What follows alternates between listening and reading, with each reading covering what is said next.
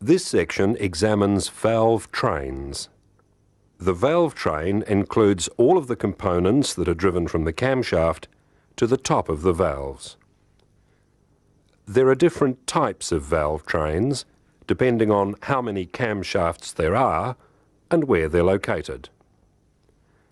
This is an overhead valve or pushrod system. The valves are in the cylinder head, but the camshaft is in the block near the crankshaft. A valve lifter or tappet rides on the cam. As the cam lobe reaches the lifter, it rises and transfers the motion to the pushrod. This then moves a rocker, which in turn pushes the valve open. There are different kinds of lifters. A solid lifter is usually a hollow cast iron cylinder mounted in a bore in the crankcase. It's free to rotate slowly, which distributes wear from the cam over the face of the lifter. The gap between the valve tip and the valve train is called valve clearance or valve lash. This must be maintained when the cam is not applying pressure to open the valve.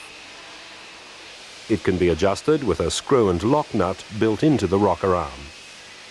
These adjustments are needed regularly. Many engines now use hydraulic valve lifters. Their purpose is to make the engine quieter and eliminate the need for valve clearance adjustment.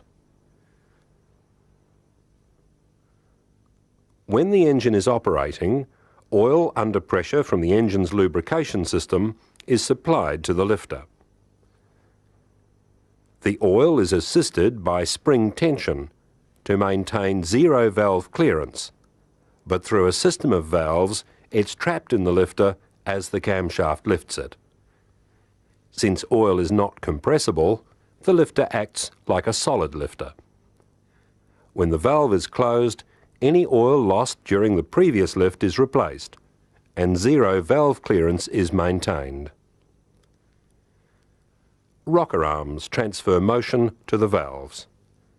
The rocker arm rocks up and down using a pivot mechanism. Some rocker arms are made of cast steel or aluminium alloy. Others are a steel pressing. Hydraulic valve lifters usually use stamped or pressed sheet metal or cast aluminium rocker arms.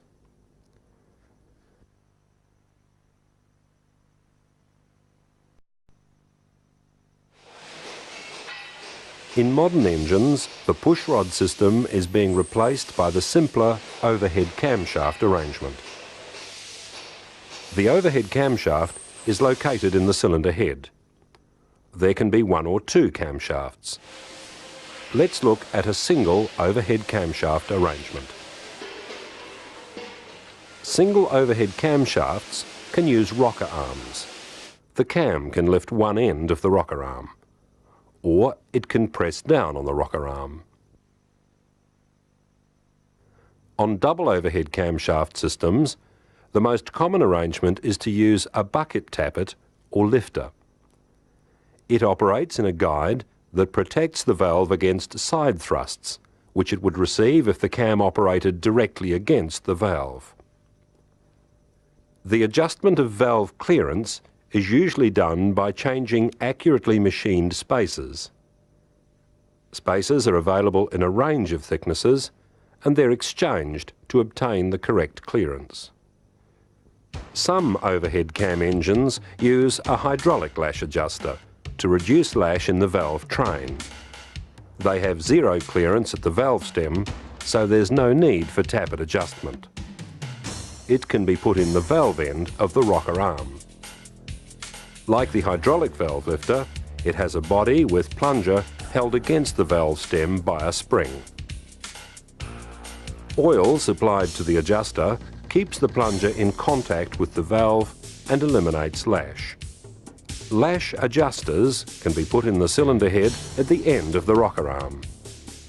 The lash adjusters are stationary and have a pivot for the end of the rocker arm. The plunger in the adjuster holds the rocker up against the cam. In the lash adjuster inside the bucket tappet, The plunger's hydraulic action holds the bucket body against the cam on the camshaft, and also against the tip of the valve stem, so that there is zero clearance.